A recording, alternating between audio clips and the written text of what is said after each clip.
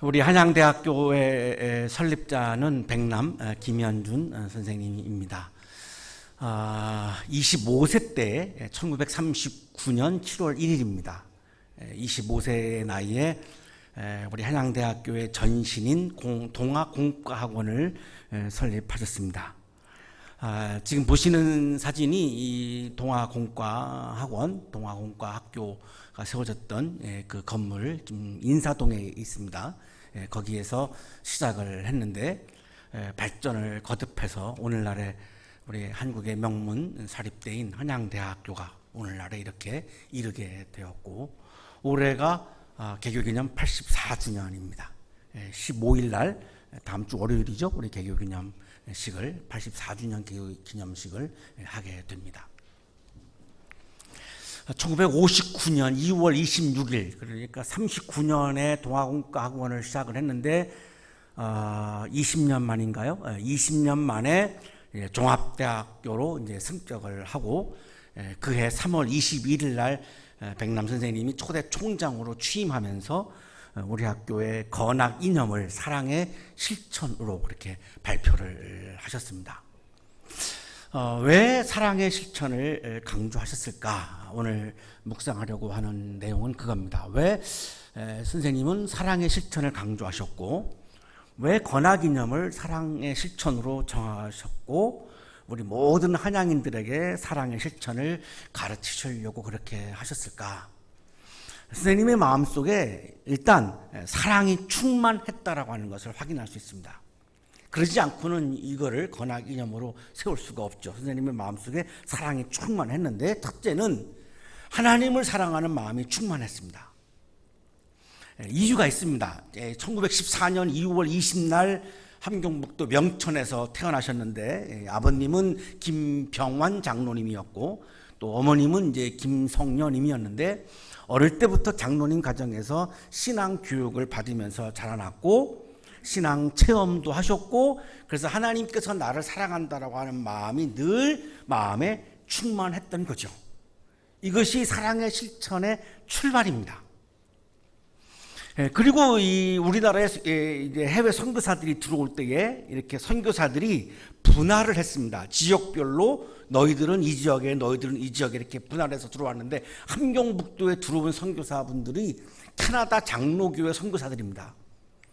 맥킨지라고 하는 사람을 필두로 해서 유명한 분이죠. 이분을 필두로 해서 캐나다 장로교회 선교사들이 강조했던 것은 내세보다는 현세, 고백보다는 실천을 강조했던 선교사들입니다. 당연히 장로님 가정이니까 이 선교사들하고 이제 접촉이 있었고 긴밀한 선교 협력을 했을 것이고요. 선교사님들을 자주 백남 선생님은 어릴 때부터 만났던 거죠.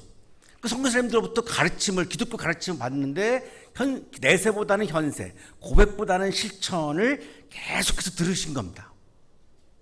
그러니까 죽어서 가는 천당, 우리 지난주에 말씀을 나눴는데요. 죽어서 가는 천당도 있지만 더 중요하게 여긴 것은 지금 여기에서 우리가 경험하는 하나님 나라를 소중하게 여겼던 거고, 말로만 하는 사랑이 아니라 실천하는 사랑이라고 하는 것이 어릴 때부터 마음속에 이렇게 가득 채워진 겁니다.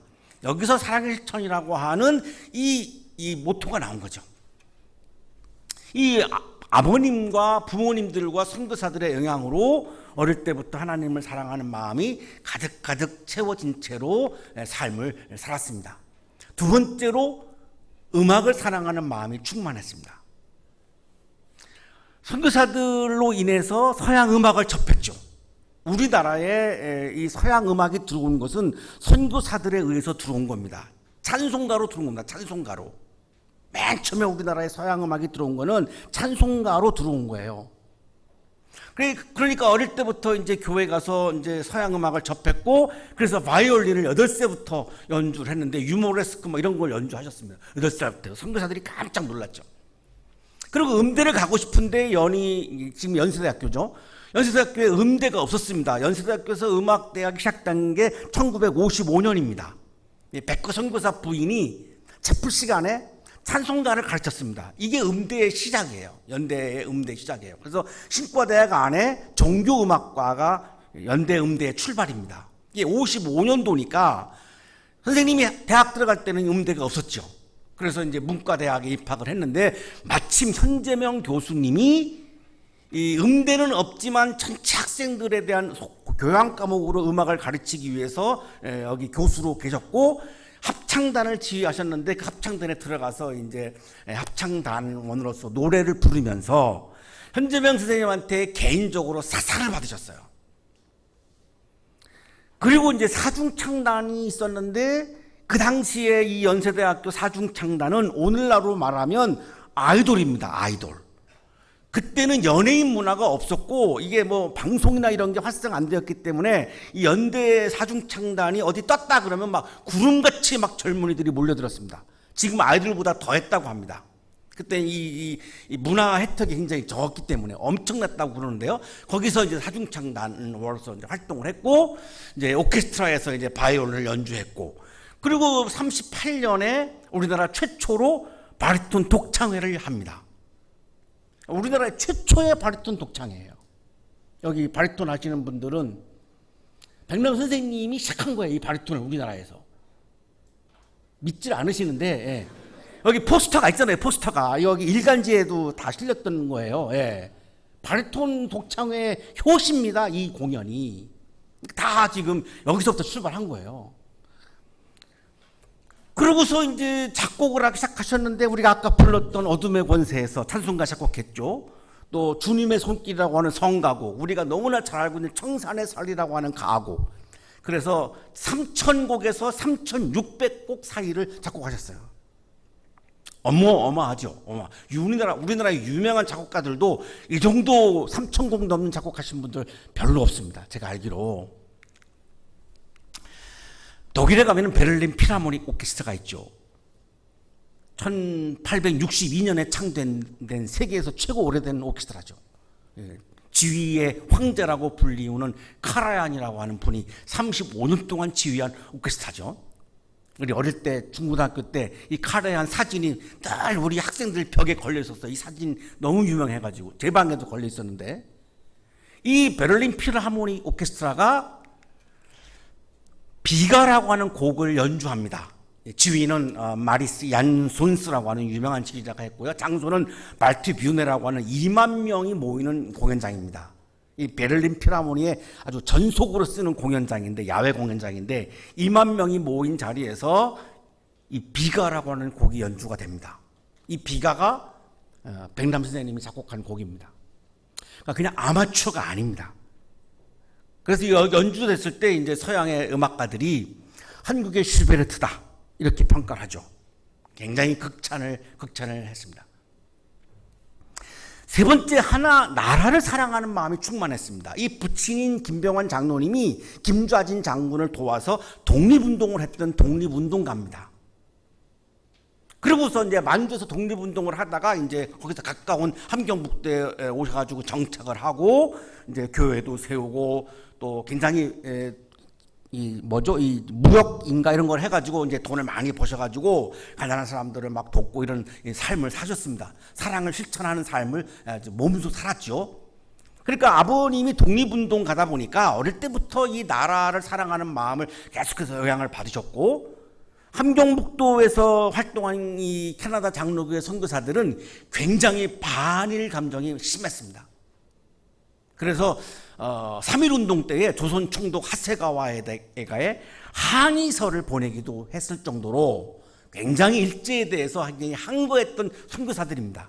어릴 때부터 그런 모습을 보면서 굉장히 나라에 대한 사랑하는 마음을 이렇게 충만히 마음에 채웠고 경성 고보를 다니셨는데 그 당시 우리나라에서 가장 좋은 고등학교죠. 공부 제일 잘하는 학생들이 모이는 일본인 교사가 한국인들에 대해서 모욕적인 처사를 하니까 나가서 막 강렬하게 항의를 했습니다.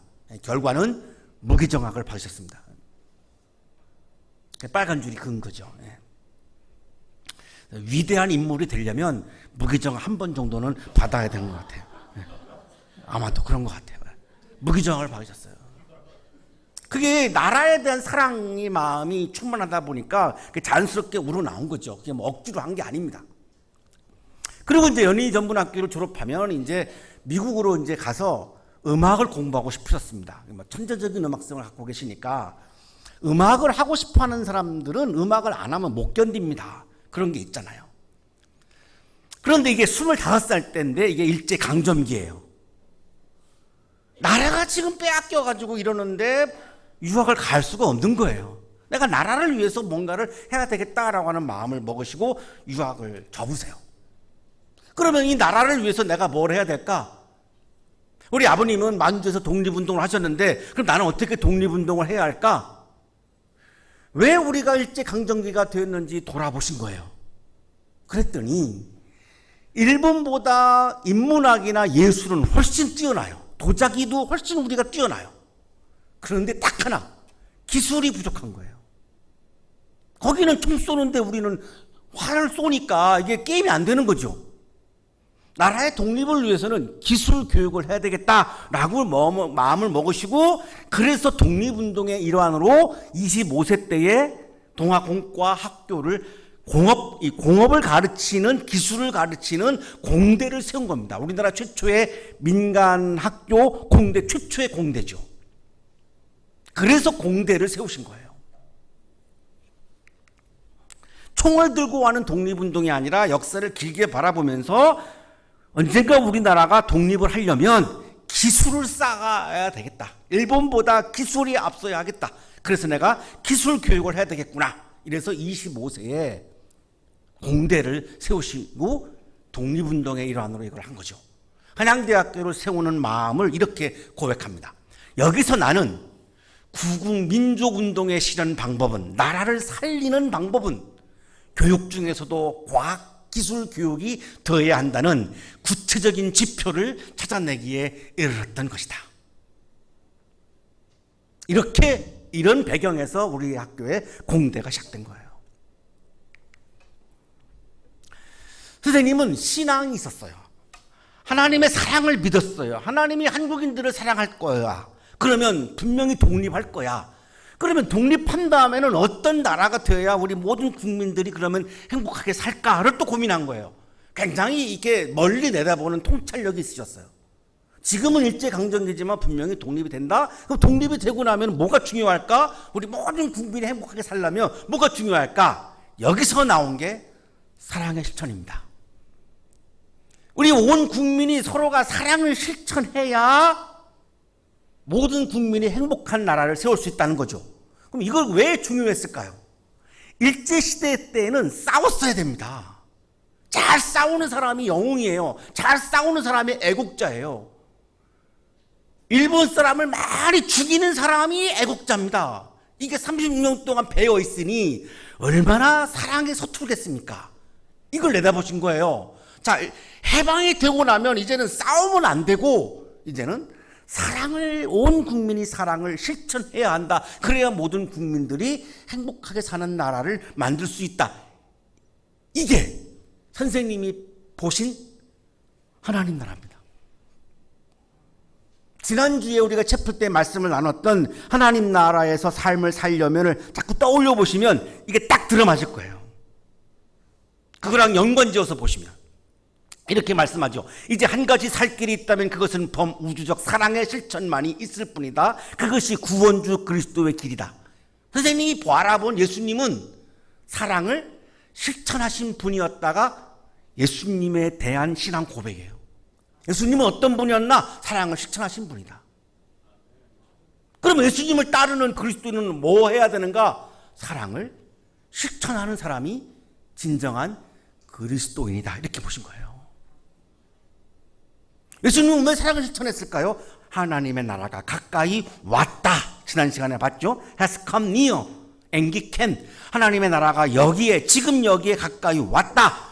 이거를 위해서 우리는 뭘 해야 되는가? 사랑을 실천해야 한다. 이렇게 본 거죠. 더 분명한 말씀이 있습니다. 그러니 우선 땅 위에 천당을 만들도록 애써야 합니다. 자, 보세요. 지금 여기에서 이루어지는 현재적 하나님의 나라를 보고 계세요.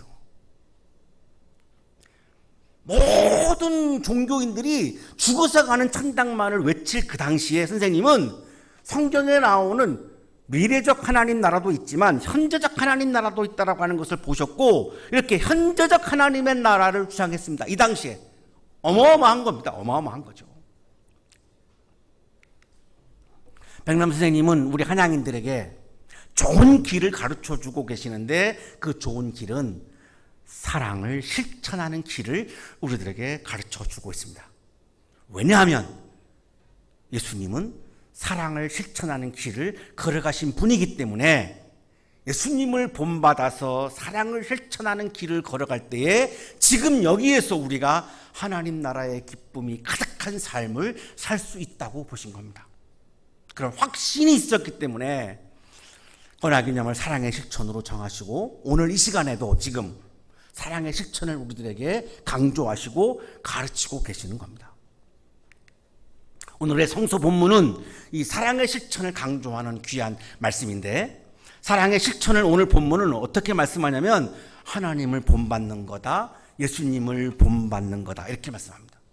하나님을 본받으려면 예수님을 본받으려면 어떻게 해야 되는가? 사랑을 실천해야 한다 이렇게 말씀합니다. 그러므로 여러분은 사랑을 받는 자녀답게 하나님을 본받는 사람이 되십시오 이렇게 말씀합니다. 하나님을 본받으라고 말씀합니다. 예수님을 본받으라고 하는 말씀을 하기 전에 먼저 하나님을 본받으라고 말씀을 하는데 여기 본받는 사람은 그리스어로 미메테스라고 하는 말을 번역한 말입니다. 이 미메테스라고 하는 말은 모방하는 사람을 말합니다. 그리스 문헌을 보면 자연을 모방해서 그림을 그리고 시를 쓰고 연극을 하는 이 예술가들을 모방하는 사람이라고 표현했습니다. 예술이 뭐냐? 이 자연을 모방하는 거다. 우주를 모방하는 거다. 이렇게 생각했습니다. 그리스 사람들은 이 모방하는 거. 그리고 사람들에게 자녀들에게 교육을 할 때에는 아주 위대한 영웅 이런 사람들을 예를 들어가지고 이분들의 성품과 윤리를 모방하라고 어른들이 아이들에게 가르쳤습니다. 이것도 역시 모방이라고 얘기합니다. 영웅 이런 좋은 훌륭한 위인들, 부모님들, 선생님들을 모방하라고 가르쳤습니다. 그러니까 우리가 지금 얘기하는 뭐 표절에 해당하는 모방 그거하고는 개념이 말은 다른데요. 이 알렉산드리아의 철학자 필로라고 하는 사람이 있죠. 라틴어로는 필로고 그리스어로는 필론인데 최초로 이 사람이 유대교 신앙에다가 철학을 융합한 유대 철학자입니다. 이분이 하나님을 모방하라고 강조합니다. 하나님을 모방하려면 어떻게 해야 되느냐? 세 가지를 말하는데 거룩해야 한다, 의로워야 한다, 지혜로워야 한다 이렇게 말합니다. 거룩하다라고 하는 것은 세상 사람들과는 좀 달라야 된다는 거죠. 세상 사람들이 막 나태하고 게을르지만 그리스도인들은 근면해야 한다는 겁니다. 이게 거룩입니다.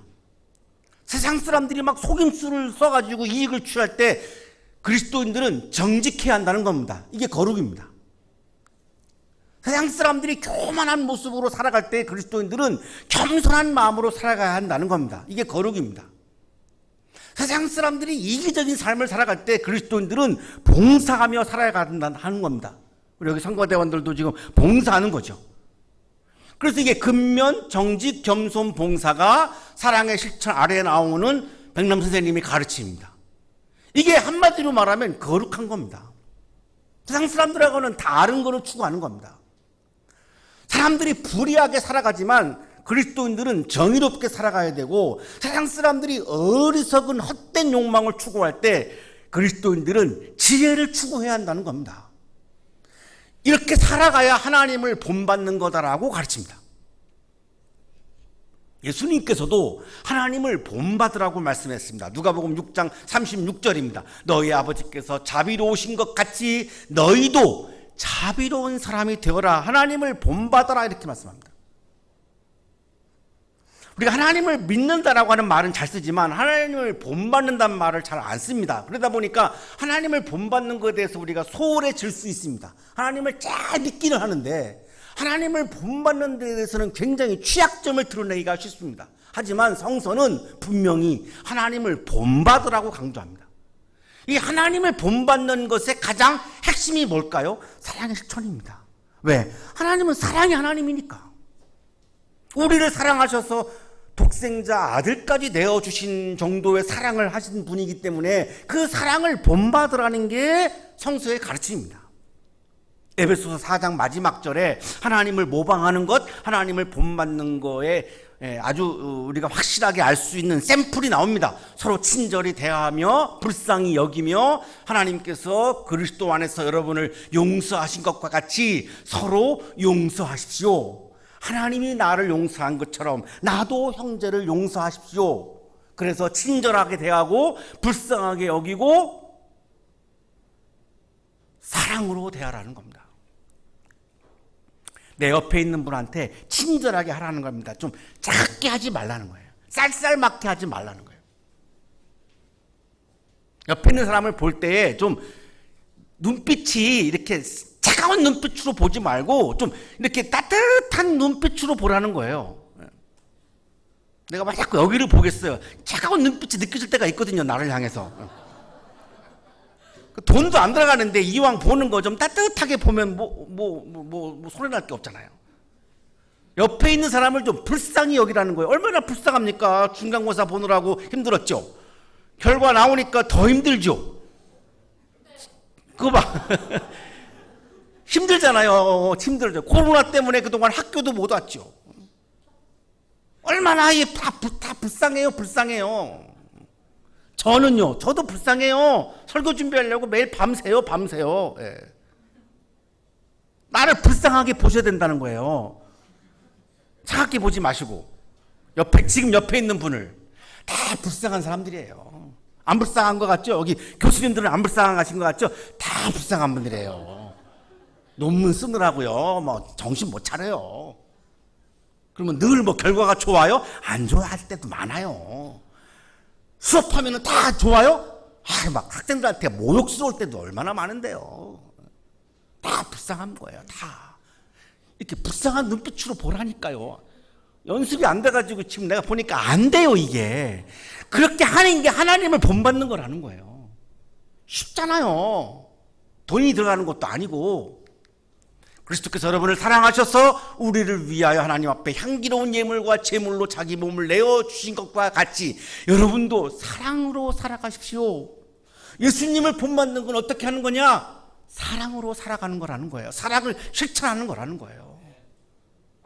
예수님을 믿는 것도 중요하지만 예수님을 본받아서 사랑을 실천하는 것도 똑같이 중요하다는 거예요. 사도 바울은 하나님을 모방하라고 말씀하시고 그 다음에 예수님을 본받아서 사랑으로 살아가야 된다고 말씀하는데 그 이유가 예수님이 자기의 몸을 나에게 자기의 생명을 하나밖에 없는 생명을 나의 구원을 위해서 내어주셨기 때문이라는 거예요. 하나님을 본받는 것은 하나님의 사랑을 본받는다는 말이고 하나님을 사랑을 본받는다는 말은 예수님의 사랑을 본받는다는 말이에요. 여기 죄물이라고 하는 말은 그리스어 띠시아를 옮긴 말인데 이 띠시아라고 하는 말은 짐승을 죽여서 드리는 희생 제물을 말해요. 예수님은 자신이 짐승처럼 되신 거예요. 뭘 위해서? 나를 사랑하시려고. 고귀한 존재로 이렇게 우뚝 서신 게 아니라 나를 사랑하시려고 스스로 짐승처럼 되신 거예요. 이게 예수님의 사랑이에요. 그래서 제물이 되신 거죠. 그동안은 다 짐승을 잡아서 제물로 드렸는데 예수님은 자기 몸을 그냥 제물로 드린 거예요. 나를 구원하려고, 나를 사랑하셨기 때문에. 그래서 하나님이 그 제사를 보고 어떻게 했습니까? 향기라고 나왔잖아요. 향기로운 예물이라고. 이게 뭐냐면 하나님이 기쁘게 제사를 받았다라고 하는 의미예요. 예수님이 자기의 몸을 제물로 드리니까 하나님이 그거를 기쁘게 받으셨다는 거예요. 그럼 하나님이 기뻐하는 게 뭐죠? 자기를 희생을 해가지고 사랑을 실천하는 것을 기뻐하신다는 말이에요. 사랑을 실천한다라고 하는 것은 하나님과 예수님을 본받는 거예요. 하나님과 예수님을 본받는다는 말은 사랑을 실천하는 것을 말하는 거예요. 그러니까 이 백남 선생님의 가르침이 기독교의 핵심이에요. 놀랍죠. 신학자도 아닌데 목사도 아니신데 놀랍습니다. 저는 말씀 준비할 때 특히 주일날 설교 준비할 때 깜짝 놀랄 때 정말 많아요. 백남 선생님의 이 통찰을 보면서 놀랄 때가 너무너무 많아요. 다 말을 못할 정도로. 어떻게 이런 생각을 하셨지? 어떻게 이런 통찰을 하셨지? 신학자도 아니신데 이상하다, 이상하다. 정말 이상할 정도입니다. 오늘도 마찬가지고. 사랑하는 하나님 가족 여러분, 그리스도인은 하나님과 예수님을 본받아서 사랑을 실천하는 사람이에요. 이웃을 또 다른 나로 생각하면서 사랑을 실천하는 사람이 하나님과 예수님을 본받는 사람이에요. 우리 여기 성가대원들은 우리를 사랑해서 봉사를 해요. 이게 뭐예요? 하나님을 본받는 거고 예수님을 본받는 거예요. 거창한 게 아니라는 거예요. 나를 따뜻한 눈빛으로 바라보면 그게 하나님을 본받는 거고 예수님을 본받는 거예요. 쉽죠? 근데 안 되잖아. 지금도 보면 안 되잖아. 이게 훈련이 필요한 거죠. 사랑을 실천하는 사람은 지금 여기에서 하나님 나라의 의와 평화와 기쁨을 경험할 수 있습니다. 지난 시간에 우리가 봤었어요. 로마서 14장 17절. 하나님의 나라는 성령 안에서 누리는 의와 평화와 기쁨이다. 우리가 이 말씀 나눴잖아요. 사랑을 실천할 때에 바로 그 하나님의 나라, 의와 평화와 기쁨이 가득한 그 하나님의 나라를 지금 여기에서 경험할 수 있다는 거예요. 이러한 신앙과 이러한 정신이 우리 학교의 건화기념이에요. 대한민국의 어느 학교도 따라갈 수 없는 건화기념입니다. 기독교의 핵심을 관통하는 건화기념입니다. 너무 훌륭하고 멋지지 않습니까? 우리 학교의 건화기념이. 세 분이 고개 끄덕끄덕 하셨고 다른 분들은 의구심을 나타내고 계시는데 맞다니까요.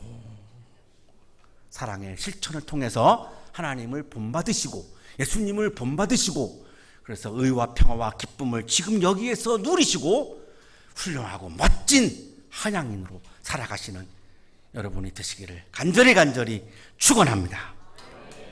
거룩하신 주님, 개교 84주년을 허락해 주시고 사랑의 실천이라고 하는 멋진 건약 이념을 우리가 배우며 자라나게 하시니 감사합니다.